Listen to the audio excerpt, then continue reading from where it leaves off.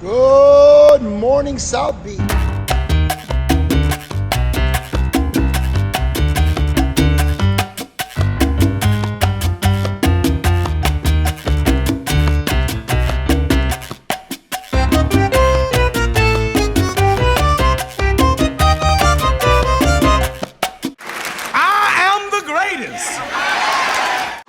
Good morning, South Beach. Here we are, Fifth Street Gym podcast number 15 with our special guest, Ivan Dychko, and his manager, Zia, two-time Olympian, undefeated professional heavyweight, 10-0 with 10 KOs. It does not get any better than that. That is very exciting and very awesome. We are right now in the midst of the Olympics, and you are a two-time Olympian, which is a lot more than a lot of people can say. There's even, there's gold medalists that didn't make the team twice. So what was the Olympics like for you? You were in London and you were in Rio. I like Olympic Games in London better than Rio de Janeiro.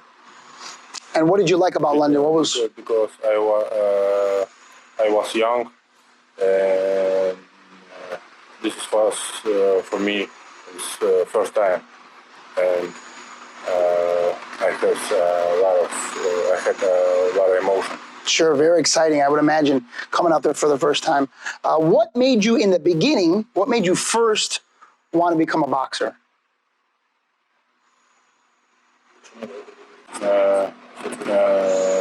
And the first moment for me, it's because I like the sport. I like this sport for me. I want to become a world champion. And first moment, this is a tradition my family. Ah, very interesting. How old were you when you started? How old? How old?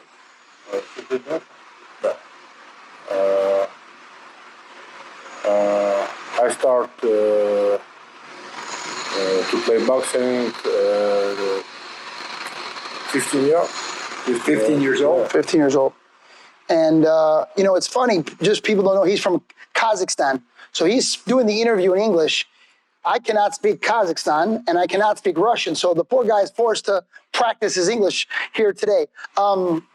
It's very difficult to do these interviews for everybody, let alone in your third language. Nevertheless, what makes you want to continue pushing through this very difficult sport? People don't realize how many hours alone you are, how much time you're alone on the heavy bag, how much when you go out in the ring, even though you have a team, you have a manager, you have a coach, when you go out there, you're alone. Even if your mom is in the front row, she can't help you. What makes you pursue this very difficult career? Oh, yeah.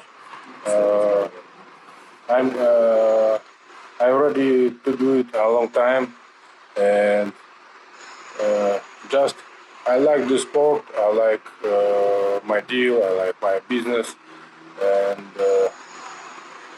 because now boxing is my life. I like it. Mm-hmm. Do you ever feel alone? No. No. Okay, good. Listen, I like to be alone. Okay, so it's no problem for you. A lot of people have a problem. Unlike many sports, if you play basketball, you can pass the ball. When you're out here, you're alone. There's no one to help you. Zia, you're his manager, and you could, I know you for a while now, and you're a very sharp guy. You're very intelligent. You speak many languages. You could be managing a lot of things. You could manage a racehorse, and the racehorse won't talk back. He won't be late for practice. He won't get his girlfriend pregnant. Why boxers? They have a very particular personality. They can be very difficult to deal with sometimes. It is very difficult to deal with them sometimes. But you see, have you ever watched the movie Jerry Maguire? That was a goal. That was a dream, actually. Wow. But to be in multi-sport. But I started from boxing. I've been in football business before, and then I changed it to boxing. I met Elvis, my partner in business and crime, and boxing is a passion. It's a passion. I love boxing. I like to train even, by myself. I like it. So the goal is to make it multi-sport company, not only boxing. How did you meet? We watched him on 2016. I saw him even earlier before that before I get involved in boxing. It was, I think, 2011 World Championship. It was in Baku, my home country in Azerbaijan, and that's where pretty much I watched all of them. Daniel was fighting there, a lot of fighters. Usyk was there, Joshua was there, Majidov was fighting that time there. And that's how it started. In 2016, we saw him and we liked him and we started working on it. And what is your favorite part of your job? What do you do that you enjoy the most as the manager? Negotiations. I'm sorry, the negotiations. Very nice. People don't realize how much goes into management. Boxers even don't realize how much goes into management, even though they have a manager. Can you kind of give us an outline, besides negotiating the contracts, what kind of work goes into the boxing manager? What does he do? Who's been your toughest negotiator so far? Tough. I mean, it's always tough to negotiate with the promoters. You try to explain them that this guy is better than that guy and why he's better. Sometimes there's a few promoters that understand boxing, that knows real boxing, because pretty much all the job's done by matchmakers. But sometimes promoter is not listening to his matchmaker. There's a lot of, some of them. And the hard part is always to sell it. Pretty much we sell it, it's sell the fighter to promotion to get the deal. With fighters, it's a headache too sometimes because they don't understand. They start going around taking different advices. That's most horrible part of boxing. Never. Always, that, yeah. It's always like that, yeah. So that's the hardest part because you're working on it. Like sometimes we're not sleeping because some people calling you from Europe, some people calling to different time zones, and you need to be sharp. I think the attitude you need to have is they work for you, you don't work for them. Yeah, that works both ways, like we are like partners in business. So right. I'm doing my 50%, you must do your 50%, but sometimes you are performing bad. Let's say that I signed you with a big promoter, right? Are you guys with a promoter? Who are you with right now? Right now he's a free agent. Free agent. But Oh, wow, he's very fighting. Like we're getting the fight deals for him all the time and keeping him busy. And you see, sometimes I'm doing my part and he's not doing his part. He's not performing the way he must perform. The problem with the boxers is that they always think that they can beat anyone. That's the problem. They don't want to listen. Not the trainer, not the manager. They don't want to hear all that. They're living in some world that it's good. It's good mental part. Don't get me wrong, but it can Confidence is one thing. Yeah, good, but it could be dangerous too. One time you will perform bad on TV, you're done. That's it.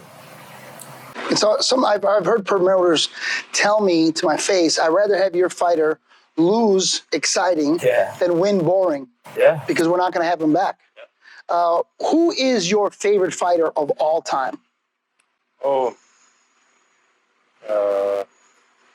I know that I need to take the better from best heavyweight champion. And I like Muhammad Ali's speed. I like Sugar Ray Leonard's footwork. And I like George Foreman power. And Roy Jones Jr.'s improvisation with good technical. I think this four fighters is better for me. It's interesting you say that. The first three fighters you named were all trained by Angelo Dundee, my former partner, the real owner and operator of the original Fifth Street Gym. And who's your favorite fighter right now that's fighting today, besides yourself? I think, of course, Tyson Fury, of course, Canelo. But if you had to pick one. Okay, Tyson Fury. Okay, good answer. Good answer. And you've trained with him before. Yeah. And how is training with the champ? I like this training, this camp, because Tyson Fury is always positive. For me, it's important to be positive on gym. Very nice, very nice. And your favorite fighter of all time? One, you mean half. Because I like Roberto Duran, inside fighting, because they call him like scientific street fighter. So he was very smart. I like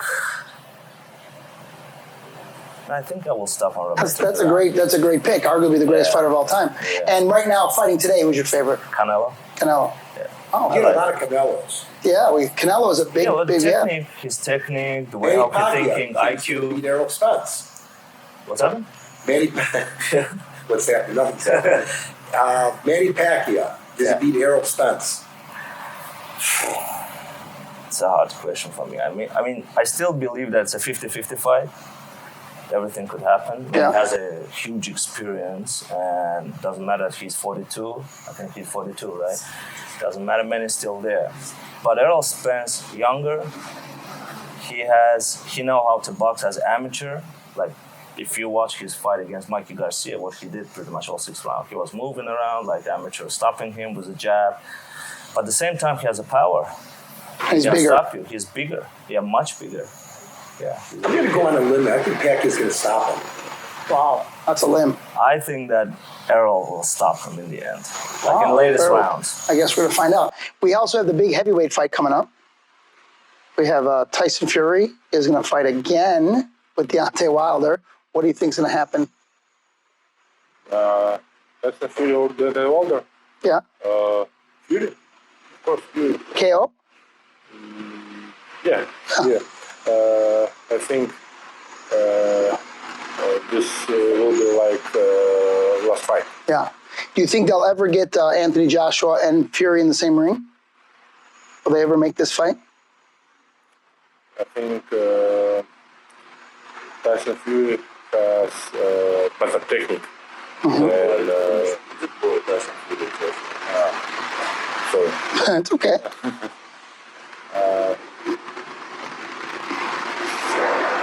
I think yes. Yes. Because, after next fights, Anthony Joshua and Tyson Fury, they will be fight. Gotcha. Now, you have as much experience as anybody being a 2-time Olympian. You've fought in many world championship games. You've done everything there is to do as an amateur, and now you're undefeated as a pro. Is it hard to stay motivated to train when these guys are fighting these big, high-profile fights? They're fighting for $20 million. Is it hard to stay focused, or you have no problem with staying focused and being motivated? Он говорит, что трудно держать вот эту мотивацию, когда ты понимаешь, что они дерутся уже за 20 миллионов и все такое, а ты все еще тренируешься и дерешься. I understand what I need time, and I do good work for me, and I'm trust with my work, with my job. Gotcha. And you find it ever to be boring?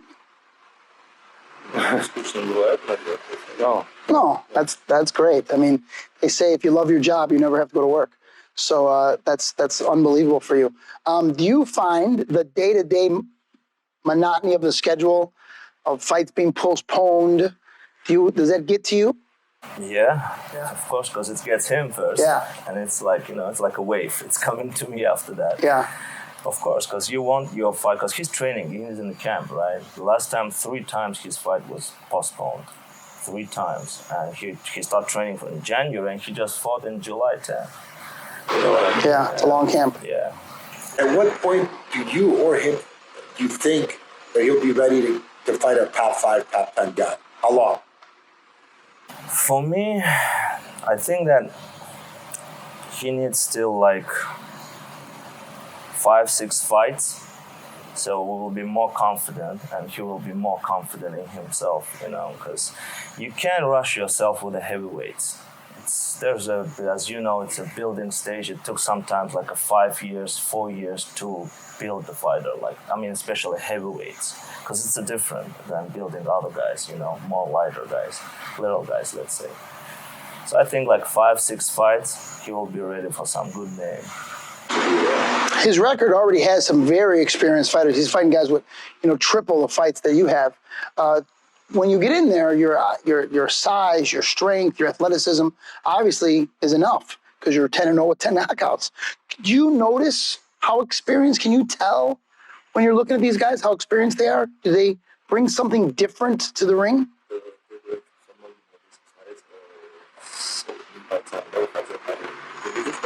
also have the experience in right over the position. I think it's not now. No. Not now. I want to fight with better fighters in the future. Gotcha. So we just announced recently Virtuous Boxing. These are obviously not for you, but Virtuous Boxing is going to start setting you up with new shoes for your next fight. So they're on order. They're coming. They are handmade in Italy. And Donato Di Martis, one of our coaches here, is the designer and CEO of the company. Equipment. Do you have any preferential, like what equipment do you like the best? You know, I'm sure you've had Winning and Everlast and Reyes. You've had all the brands. Is there something you like better than others? Есть, допустим, ситуация. Предпочтения в брендах есть каких-то там перчаток какие-то любишь, особенные какие-то? Main. Main for me,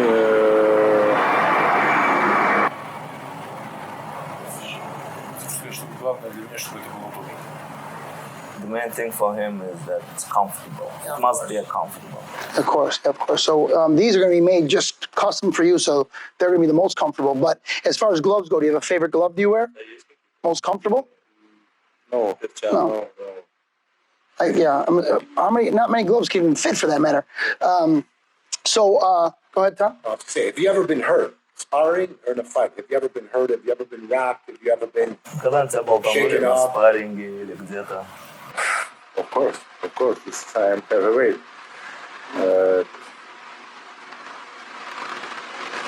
But I think that I am technical boxing. And I have now a little bit experience, but I can't fast recover. Who's the hardest that's ever hit you? Who have you been hit by the hardest? Кто тебя, в общем, сильнее, самый Amateur, сильный? pro, Olympic, Любители sparring? там везде, спарринги, где? Самый сильный, скажем так. I have one loss in amateur boxing. KO. What's his name? It's not a she, it's a he. Actually, we He's managed fighter that guy Magomed too. Rasul. Oh, your teammate. Oh, that's okay. That's no problem. That's great. Yeah, But that was one time when he's came down. he's definitely he's a hard hitter. That's for sure. How do you say? Majidov. Majidov. Oh, yeah. That's unbelievable. So we also have my sidekick here. Here he is, Patrick Healy from the Pod Matrix, and he's a big boxing fan. Does a lot of interviews, and here he. Where is he? I'm just going to stand in between you guys. You have some questions for the champ or his manager? Yeah, I got some questions for Ivan. I got some questions for his manager. But starting with Ivan, two things that I'm really curious about as a boxing fan is, have you changed your game from the amateur Olympic level to pro? Like, do you change the way you fight, or do you fight the same? I know you mentioned you're really technical, but talk to us a little bit about your evolution from amateur to pro. Yeah, I don't change my style, but new exercise and for me, professional boxing is hard sport and business. So the mental side of it is different.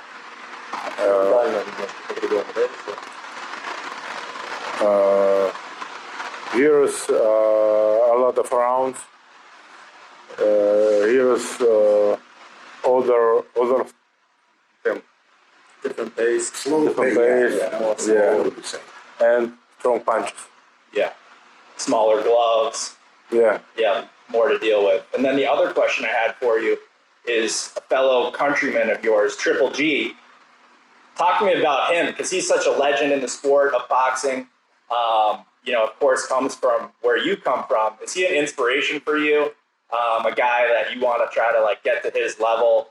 Because there's a lot of fighters from your area of the world that have a lot of success. Just Triple G. He's first guy who has become world champion from Kazakhstan, and we watch it and we understand that we can do it too. Yeah, because once one guy does it, you know that you can do it too. Yeah. It's like it's possible. Right.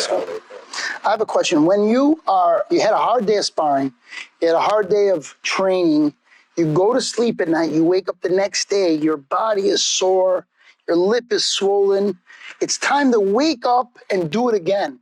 What do you tell yourself to make sure you get up and do it again? Весь побитый такой, а ты утром еще раз то же самое. Что ты себе говоришь?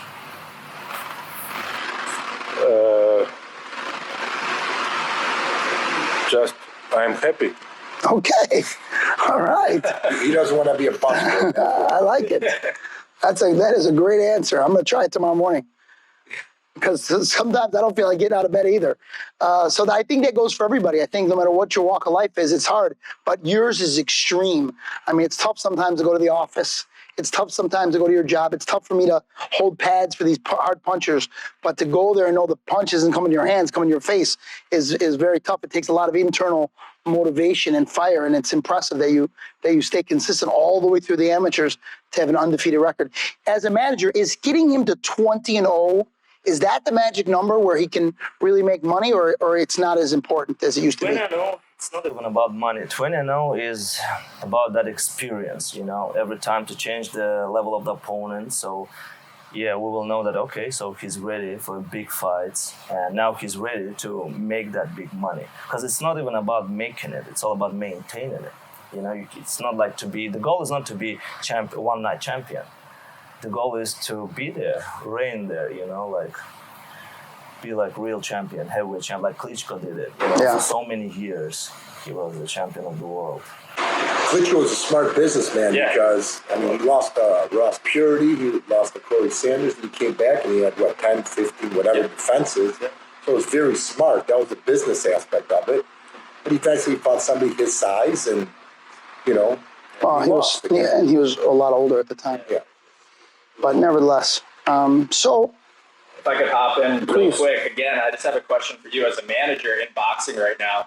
It's such an interesting landscape, right? You have all these different networks, all these different promoters, new people trying to get into the sport.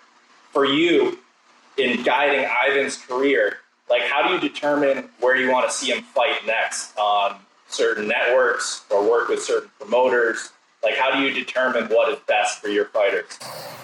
You see, everything is changing now. Landscaping of the boxing is changing. And there's no answer, I want to go there, because every promoter has something different from others. I like Top Rank because they can build prospects, but that's it. But I don't remember that they do a very good job with heavyweights.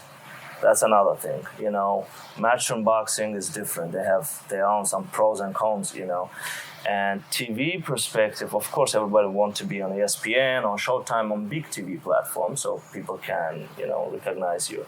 But now, there's, the Thriller making the shows. It's another platform, and I'm happy that they get in because it's a new generation of fans now for boxing, And of course, every manager, I think they want to see their prospect in some big platform, like on Showtime or ESPN or on Fox. So would you commit, let's say 4 or 5 fights from now, would you commit to a promoter, or would you still kind of shop it fight by fight? Maybe after 2 fights, after that, we will talk with promoter, because we must have some leverage to talk with promoter. But do you marry yourself to a promoter, or do you not? Short-term deal, long-term? We will sign a contract, definitely, but not long contract, 5 years, 5+2, or you 5. Can't, 3's the max. Yeah, 3, and that's it. Maybe 2, it's okay. Yeah, plus 1 option, maybe 2 title fights. Okay, that's enough. Because once you're stuck there for 5 years, 6 years, that's a horrible thing to do. And plus, like you said, the landscape changes so fast that heavyweights are huge right now because of the fighters. Then they could go to, and each promoter has a little set of what they do, and it changes fast. So you could sign with a guy today, and he's young. He's got 4 or 5 years. In 3 years, it's completely different. That's what's interesting with the heavyweights right now too. Like you mentioned, Tom, it's so hot right now. The Tyson Fury Wilder trilogy. To my knowledge, I believe the two fights prior are also heavyweight matchups. I think Adam Kopnatsky and Dubois might be on that card as well. So they're really trying to stack those heavyweights in. And that's what fans want to see, I think, because they want to see the big guys go at it. They want to see violence. It's supposed to be FL Jugby with Frank Sanchez, I think, too, on that card. Yeah. I mean, as heavyweights go, boxing goes. When heavyweights are doing great, everybody's interested, everybody's doing great. The baddest man on the planet is always the heavyweight champion of the world.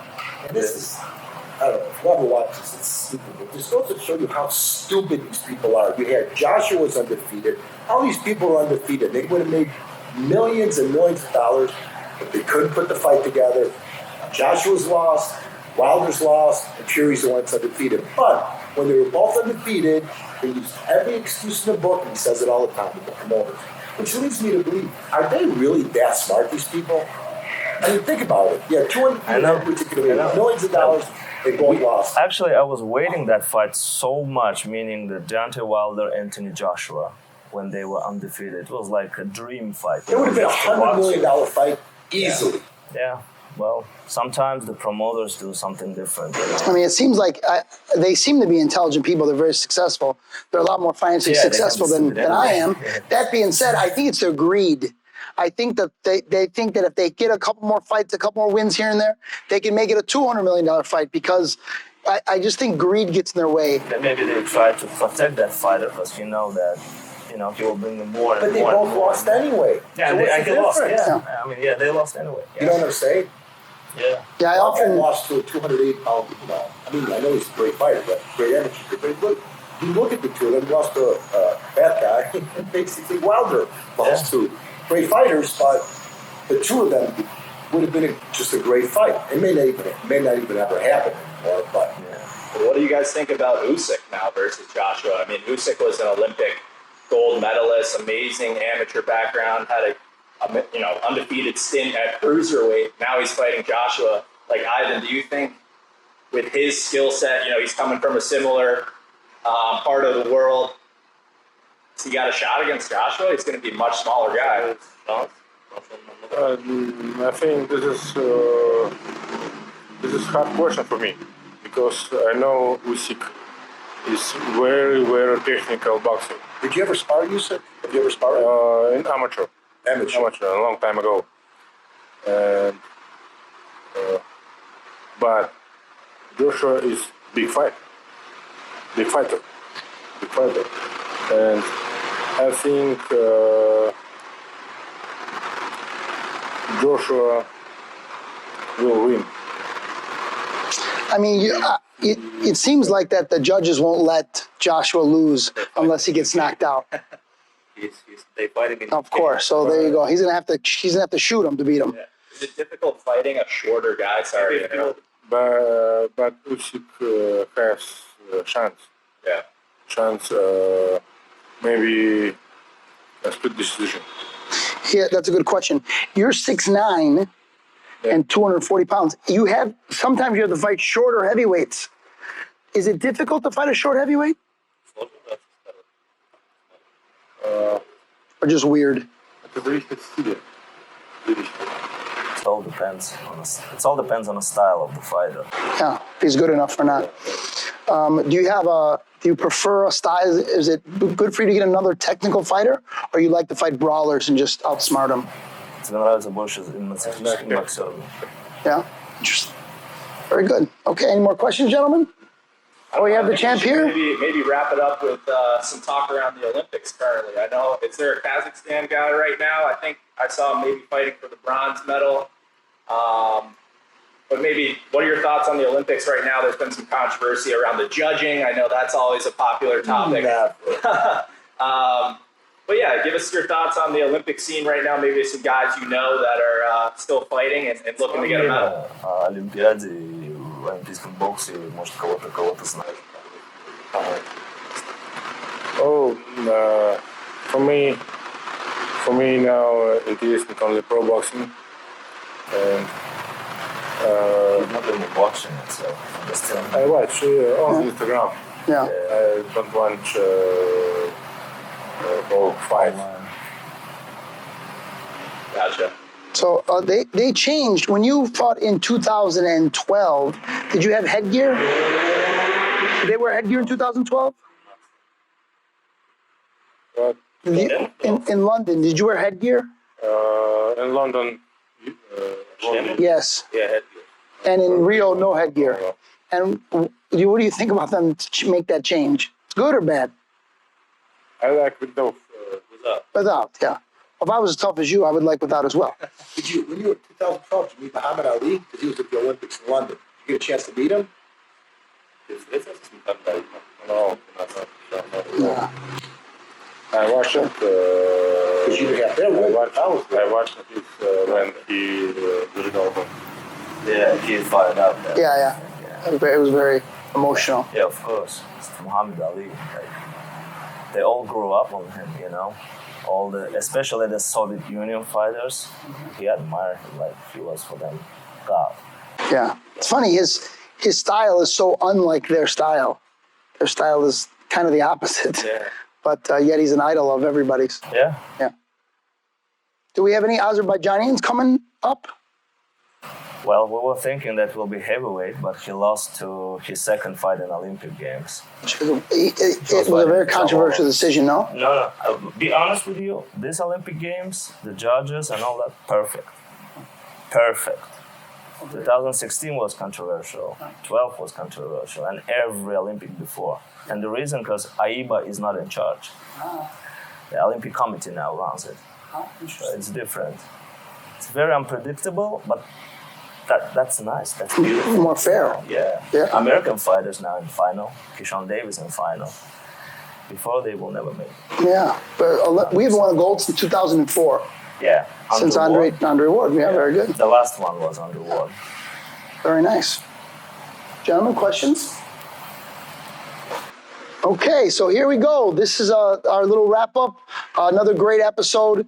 These guys are in the trenches right now live in professional boxing with an undefeated heavyweight, 10-0 with 10 KOs. Make sure you follow him. Do you have an Instagram? Yeah. What is it? Tell everybody. Ivan Dychko. Ivan Dychko. Oh, Zia, do you have one? Yeah. Zia Leaf. Spell that for us. Oh, ZIYAALIYEV. There you go. So if you're an up and coming fighter, you can message him. Okay. Yeah, we'll put it in the bio. But Okay, if you're an I will up and coming send fighter, you can message him. If you want to give him some encouragement, send him a message, and you can follow me at Dino Fifth Street Gym. One word, no spaces. And Tom runs the Fifth Street Gym Instagram. And don't forget to follow our YouTube page, subscribe, click, send comments. We don't get enough comments from you guys. There's almost 1,000 of you now. We want to hear. I'm sure I'm saying some silly stuff you guys don't agree with, so you can bust me out. But be nice. Big volleyball for yesterday. Volleyball, Australia versus the U.S. Who won that? I don't know who won. Oh, Australia lost. They got killed. Did you know that? No. The U.S. really beat Australia bad. Well, that's exciting. Yeah. Okay. So, on that note, don't forget the new episodes always drop on Wednesday. We'll see you on the gram. Ciao for now. Go USA. I am the greatest.